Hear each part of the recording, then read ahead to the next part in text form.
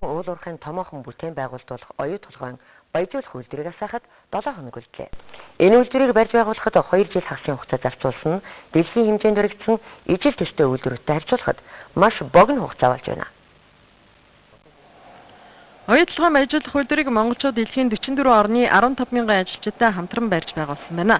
1.2 тэрбум долларын өртөөгөх эзэлс алтны баяжуулах үйлдвэр нь оюу толгойн уурхайн хамгийн чухал шат амжилгын нэг бөгөөд олборлсон хүдрээ баяжуулан гадны зохицолд нийлүүлнэ.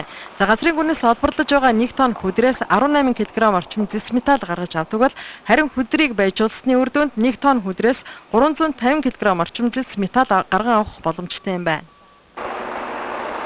Оюу толгойн төслийн эхний үе шатыг амжилттай бүтээн байгуулахад хамгийн чухал нь Монгол улсын засгийн газар болон 3 дахь хөл шорныг хөрөнгө оруулагчдын доктортой түншлэл нөлөөлсөн гэдгийг хэлэхэд таатай байна.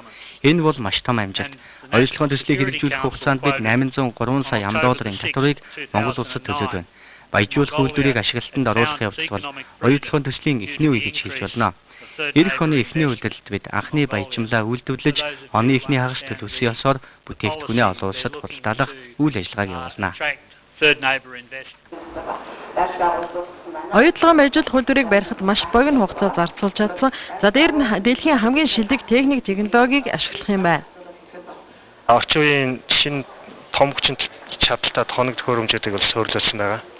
Тэгээд автоматжуулалт бол 90-95%-тай хүний одоо нөгөө гар үйл ажиллагаа бол ер нь маш бага байна.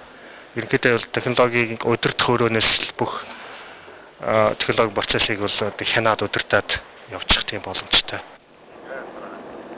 Монгол улсын засгийн газар гадны хөрөнгө оруулагчтай хийсэн анхны гэрээний үр шимийг Монгол улсын засгийн газар Монгол хүн бүр ямар нэг эрсдэлгүй хүртэнэ гэдгийг баяжуулах үйлдвэрийн нээлтийн ажиллагаатай холбогдуулан хэлсэн хэвлэлийн үеэр компанийн удирдлагын зүгээс хэлж ирсэн юм а.